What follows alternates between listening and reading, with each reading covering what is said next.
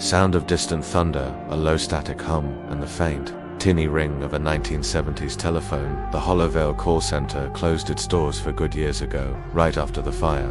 It was a blaze that baffled everyone. No one ever discovered how it started, or the far stranger reason why every employee who tried to escape the flames kept running back inside. The building is still there, a skeletal ruin rotting on the hill. Most of its windows are shattered voids staring out at nothing, but sometimes, in the dead of night, a single light will flicker to life on the top floor. And if you dare to listen closely enough, you can still hear the phones ringing. Just last month, the city finally started tearing the place down. One of the demolition workers, a guy named Eric, was on the late shift, packing up his tools. Suddenly, his cell phone rang. He glanced at the screen. Unknown number, the area code, 666. He chuckled, thinking it was a cheap prank, and hit ignore.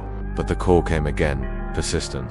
This time, annoyed, he answered. A woman's voice, strangely calm, came through the line. Hollow Vale Help Line. How can I direct your call? Eric almost laughed. Funny, he said, but you got the wrong guy. That's when the prank stopped being funny, because the woman said his name. His full name, Eric Nolan. We've been waiting for your call.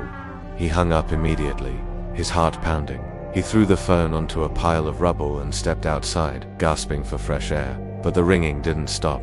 It wasn't just in his head. It was coming from everywhere, from inside the dark, empty offices, from the tangled cables strung through the wreckage, even from the very ground beneath his boots. The sound of many phones ringing, echoing and overlapping. When the foreman found the site the next morning, Eric was gone. All that was left was his phone, lying on the dusty floor, still vibrating silently. The call log was wiped clean. No missed calls, no history at all, just a single new voicemail. A soft click, as if a voicemail is being played. A distorted, chilling voice speaks. This is the Hollow Vale Help Line. All our operators are currently dead. Please hold. A long, dial tone like hum, followed by silence. Then a faint static whisper. You're next. The demolition was halted the very next day. Inside the condemned building, the old landlines were ringing off the hook again.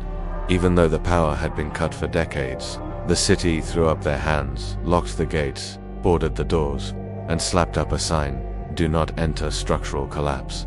But they can't stop the sound. If you're brave enough to drive by late at night and roll your windows down, you can still hear them. Hundreds of phones all ringing at once, calling out into the darkness.